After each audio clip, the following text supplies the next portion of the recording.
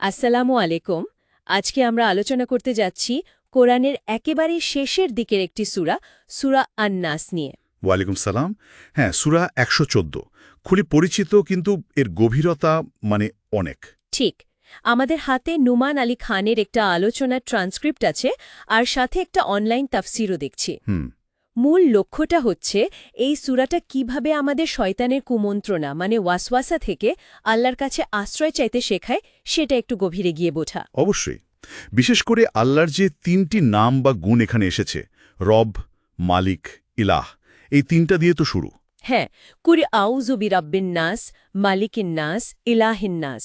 বলুন, আমি আশ্রয় নিচ্ছি মানুষের রবের কাছে, মানুষের মালিকের কাছে। মানুষের ইলাহের কাছে। আচ্ছা, এই তিনটি নাম রব, মালিক, ইলাহ একসাথে আনার কারণটা কি? এটা আসলে খুব ইন্টারেস্টিং। দেখুন, রব মানে তো প্রতিপালক, যিনি সৃষ্টি করেছেন, লালন পালন করছেন, সবকিছুর ব্যবস্থা করছেন। মালিক হচ্ছেন সভরেন কিং বা অধিপতি, যার চূড়ান্ত ক্ষমতা ও কর্তৃত্ব সবকিছু তার নিয়ন্ত্রণে।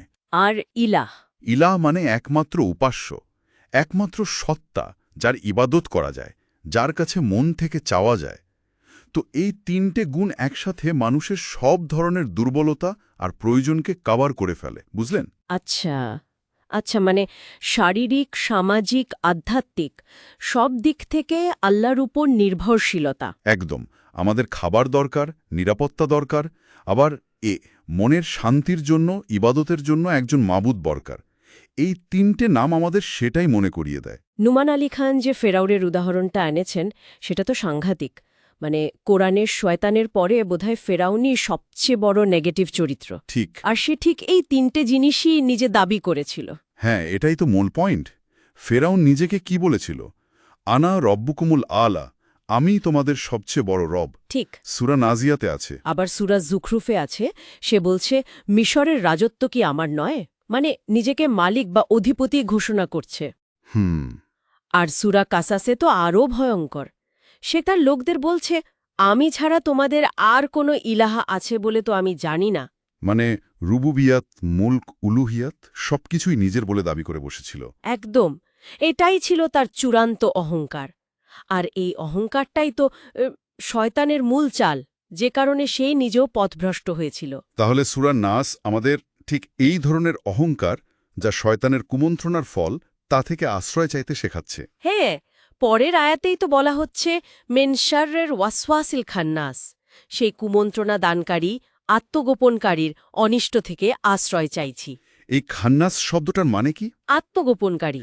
খান্নাস মানে যে পিছিয়ে যায়, লুকিয়ে পড়ে। কখন? যখন আল্লাহর নাম নেওয়া হয়। সে ফিসফিস করে কুমন্ত্রণা দেয়, ওয়াসওয়াসা করে। কোথায়? আল্লাযী ইউওয়াসওয়িসু ফি সুদুরিন নাস, মানুষের বুকের ভেতরে, অন্তরের গভীরে। আরে, কুমন্ত্রণা কি শুধু জিন শয়তানের কাছ থেকেই আসে? না, শেষ আয়াতে সেটাও পরিষ্কার করা হয়েছে। মিনাল জিন্নাতি ওয়ান নাস। এই কুমন্ত্রণা জিনদের থেকেও আসতে পারে, আবার মানুষদের মধ্য থেকেও। খারাপ বন্ধু, ভুল পরামর্শ, অথবা নিজের ভেতরের নাফস বা প্রবৃত্তিও তো হতে পারে, তাই না? অবশ্যই, সেটাও একটা বড় ক্ষেত্র। আজকের দিনে হয়তো কেউ ফেরাউনের মতো সরাসরি আমি রব বা আমি ইলাহ বলছে না, কিন্তু নুমান আলী খান যেটাকে বলছেন মিনি ফেরাউন হয়ে ওঠা। হ্যাঁ, এটা খুব গুরুত্বপূর্ণ একটা পর্যবেক্ষণ। সেটা কিভাবে হয়? আমরা কি অজান্তেই নিজেদের প্রভু বানিয়ে ফেলছি? দেখুন, কোরআনে এক জায়গায় বলা হয়েছে না যে কেউ কেউ নিজের প্রবৃত্তিকে ইলাহ বানিয়ে নেয়? হ্যাঁ, সূরা ফুরকান আয়াত ৪৩। তো এটাই, যখন মানুষ মনে করে আমি যা চাই তাই করব, আমার ইচ্ছাই শেষ কথা, আমার জীবন আমার নিয়ম, এটাই তো এক ধরনের নিজেকে রব বা মালিক মনে করা।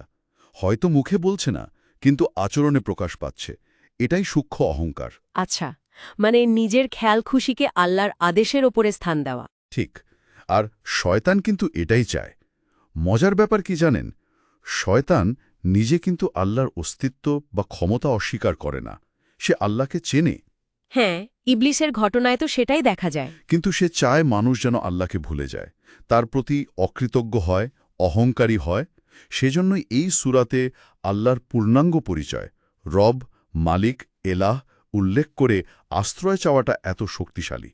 এটা আমাদের ভেতরের ওই মিনি ফেরাউনকে চিনে দমন করতে সাহায্য করে। তাহলে মূল শিক্ষাটা হল, অধ্যত্বের চূড়ান্ত রূপ ছিল ফেরাউন, কিন্তু শয়তান আজও সেই একই অহংকারের বীজ আমাদের মধ্যে বপন করার চেষ্টা করে, হয়তো একটু অন্যভাবে। একদম। এটা একটা চলমান লড়াই। তাফসির আর্টিকেল থেকে আমরা এই সূরার আমলের ব্যাপারেও কিছু জানতে পারি, যেমন প্রতি নামাজের পর পাঠ করা। হ্যাঁ, উকবাবনে আমি রাদিও থেকে বর্ণিত হাদিসে আছে, নবী সাল্লাহ সাল্লাম প্রতি ফরজ সালাতের পর সূরা ফালাক আর নাস পড়তে বলেছেন।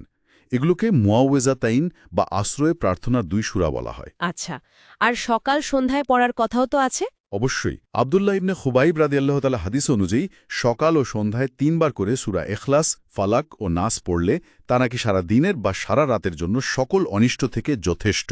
সুবহানাল্লাহ। আয়েশা রাদিয়াল্লাহু তাআলা থেকে বর্ণিত আছে, নবীজি সাল্লাল্লাহু আলাইহি সাল্লাম অসুস্থ হলে বা রাতে ঘুমোতে যাওয়ার আগে এই সূরাগুলো পড়ে হাতে ফু দিয়ে শরীরে বুলিয়ে নিতেন।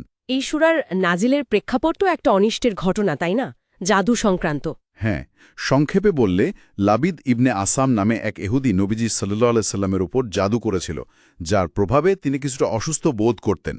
তখন জিব্রাইল আলাইহিসসালাম এসে এই 2 সূরা ফালাক ও নাস নিয়ে আসেন এবং এর আয়াতগুলো পড়ে ফু দেওয়ার মাধ্যমে সেই জাদুর প্রভাব কেটে যায়। তাহলে সব মিলিয়ে এই সূরাটা বাহ্যিক ও অভ্যন্তরীণ সব ধরনের অনিষ্ট থেকে আল্লাহর কাছে আশ্রয় চাওয়ার একটা পূর্ণাঙ্গ দোয়া, বিশেষ করে শয়তানের সূক্ষ্ম কুমন্ত্রণা, যা আমাদের মধ্যে অহংকার তৈরি করে। ঠিক বলেছেন। সার কথা এটাই, আমাদের প্রধান শত্রু শয়তান। সে চায় আমরা অহংকারী হই, আল্লাহ পথ থেকে সরে যাই। ফেরাউন ছিল এর চরম উদাহরণ। কিন্তু সেই অহংকার আমাদের নিজেদের মধ্যেও আসতে পারে। আল্লাহর পূর্ণ ক্ষমতা, তার রব, মালিক, ইলাহ হওয়াকে স্বীকার করে তার কাছে আশ্রয় নেওয়াই হল বাঁচার উপায়। এখন যারা শুনছেন তাদের জন্য একটা চিন্তার খোরাক রেখেই যাই হয়তো। আজকের এই সময় যখন আত্মকেন্দ্রিকতা মানে নিজেকে সবচেয়ে গুরুত্বপূর্ণ ভাবার প্রবণতা অনেক বেশি, তখন আমরা নিজেদের ভেতরের এই সূক্ষ্ম অহংকার বা মিনি ফেরাউন হওয়ার লক্ষণগুলো কিভাবে চিনতে পারি, আর চিনতে পারলে সেগুলোর মোকাবেলাই বা কিভাবে করা যায়? খুবই গুরুত্বপূর্ণ প্রশ্ন। এটা নিয়ে আমাদের সবারই ভাবা উচিত। আজকের আলোচনা এখানেই শেষ করি। ইনশাআল্লাহ। আসসালামু আলাইকুম। ওয়ালাইকুম আসসালাম।